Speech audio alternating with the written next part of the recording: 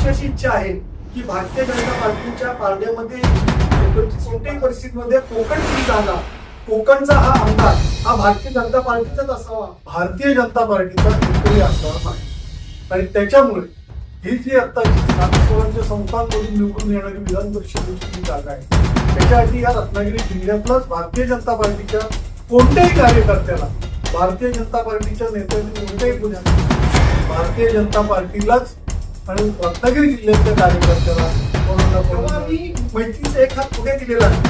कोण तो मैत्रीचा हात त्यांनी घट्ट करण्याची जबाबदारी या संपूर्ण.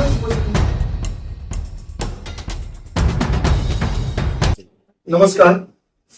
भारतीय जनता पार्टी चिपळूण शहराच्या वतीने पत्रकार महोदय सतीश कदम यांच्या स्टुडिओमध्ये आम्ही एकदा सन्निहितेचे आभार व्यक्त करतो की आमचं मत, आमचं म्हणणं किंवा आमची जी इच्छा आहे ती सर्वसामान्य जनतेपर्यंत पोहोचवण्यासाठी एक माध्यम त्यांनी उपलब्ध करून दिले. विषय असा आहे की नुकत्याच होऊ घातलेल्या विधान परिषदेची जी निवडणूक आहे तर त्या निवडणुकीला एक जागा आहे आणि तिन्ही आम्ही जे मित्र पक्ष आहोत ते इच्छुक आहोत.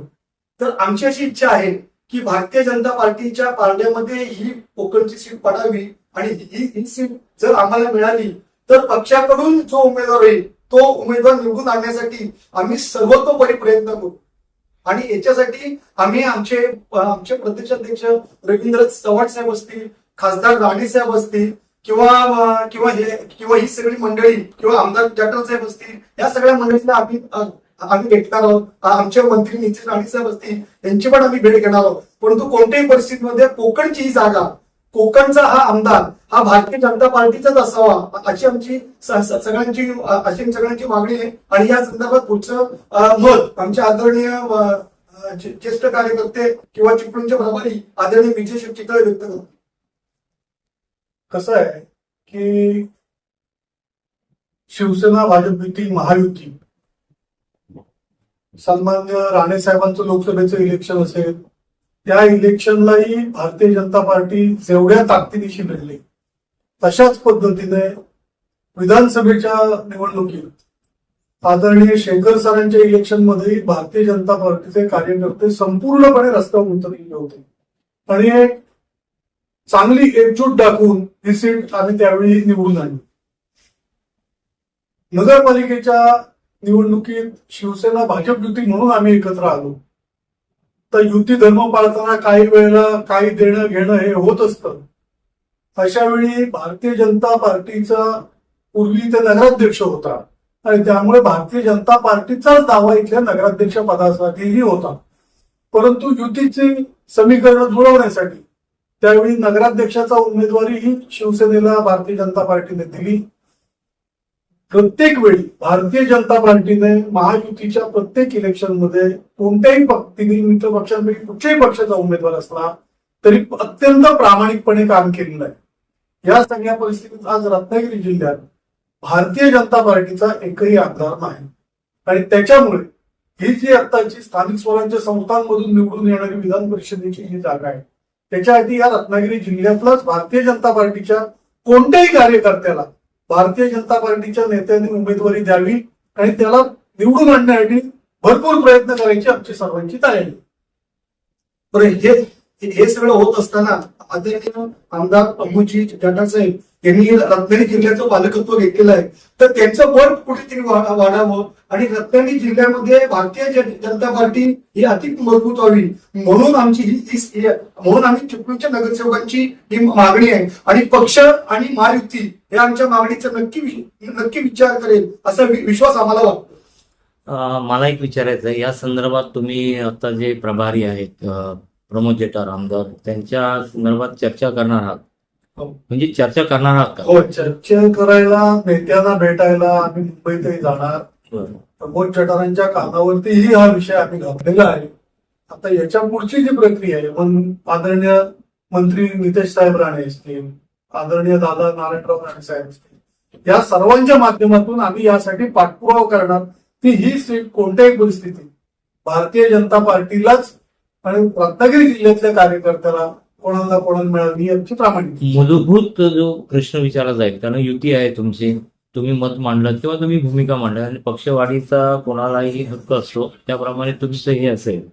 परंतु जेव्हा तुमचा आपला भारतीय जनता पार्टी हा पक्ष म्हणजे प्रश्न विचारेल तुमचे वरिष्ठ नेते असतील, समजा मुख्यमंत्री असतील किंवा तुमची मिटिंग होतील या लोकांशी, की तुम्हाला ही जागा का पाहिजे, कारण युतीची जागा आहे, कदाचित क्लेम ह्यांचा आहेच ऑलरेडी, कोणाचा राष्ट्रवादीचा आहे, म्हणजे शेखर निकम हे अनिकेत तटकरे यांच्यासाठी प्रयत्न करतायत, तिकडे शिवसेना सदानंद चव्हाण यांच्यासाठी प्रयत्न करते आणि आता तुम्ही हा एक विषय मांडला. तर पक्षाला ही जागा का हवी याची काही काही कारणं असतील तुमच्याकडे किंवा काही भूमिका असेल ती सांगा. अधिक मुळात लक्षात घ्या, चिपळूणचा नगराध्यक्ष हा भारतीय जनता पार्टीचा होता, परंतु युतीचं तत्व किंवा युतीची जी सांगड आहे ती कुठेतरी घट्ट राहावी आणि युती तुटू नये म्हणून भारतीय जनता पार्टीचं नगराध्यक्ष पद हे आम्ही शिवसेनेला दिलं. आणि हे जेव्हा शिवसेनेला दिलं तेवढं ते उमेदवार आता मी उमेदची सकपाल हे निवडून येण्यासाठी भारतीय जनता पार्टीच्या सर्वसामान्य कार्यकर्त्यांपासून नेत्यांपर्यंत सगळ्यांनी प्रचंड प्रामाणिक कष्ट घेतले आणि त्याचंच फळ म्हणून आदरणीय उमेदची सकपाल हे चिपळूणच्या नगराध्यक्षाला दिले. म्हणून आम्हाला शिवसेनेकडे अशी विनंती आहे की जेव्हा आम्ही मैत्रीचा एक हात पुढे दिलेला आहे तेव्हा तोच मैत्रीचा हात त्यांनी घट्ट करण्याची जबाबदारी ही संपूर्ण शिवसेनेची. कसं आहे की आता कोकणसाठी म्हणून प्रमोद जठार साहेब हे सगळीकडे दौरे करतायत, वेगवेगळ्या प्रश्नांना टॅकल करायचा प्रयत्न करतायत, परंतु रत्नागिरी जिल्ह्यातनं एक भारतीय जनता पार्टीचा आमदार निवडून आला तर त्या प्रश्नांची विभागणी करता येईल, येणाऱ्या कार्यकर्त्याचं समाधान करता येईल. कारण शेवटी हा जिल्हा सावंतवाडीपासून मतदारसंघ बघायला गेलं तर शेवटचं टोक मंडणगडपर्यंत येतं. तर या सगळ्या भागामध्ये रत्नागिरी जिल्ह्यात भारतीय जनता पार्टीचा एक आमदार असणं अत्यंत गरजेचं आहे.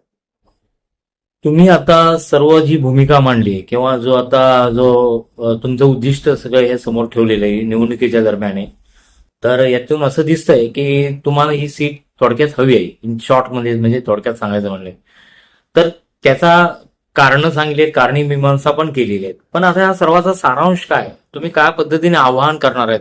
शेवटी मित्र पक्षाला घेऊन तुम्हाला पुढे जायचं आहे, मग हे सर्वांचं तुम्ही मित्र पक्षाला कसं सांगणार आहात ते थोडक्यात तुम्ही हे सांगा. आधी मुळात म्हणजे राष्ट्रवादीचे जे आमदार साहेब आहेत त्यांच्या निवडणुकीला भारतीय जनता पार्टीने स्वतःचा उमेदवार आहे असंच काम केलं म्हणून ते निवडून आले. त्याच्यानंतर विद्यमान नगराध्यक्षांना भारतीय जनता पार्टीची सीट असून सुद्धा ती विद्यमान नगराध्यक्षांना देऊन ते कसे निवडून येतील यासाठी अतिशय प्रयत्न केले.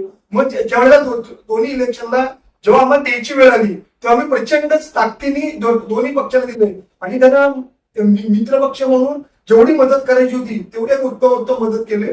तशाच अतिशय उत्तम मदतीची अपेक्षा आम्हाला ह्या दोन्ही मित्र पक्षांकडून अपेक्षा आहे आणि ते नक्की आम्हाला मदत करतील आणि भारतीय जनता पार्टीचा आमदार होईल असा विश्वास आम्हाला इथे व्यक्त करायचा वाटतो. जय जय महाराष्ट्र.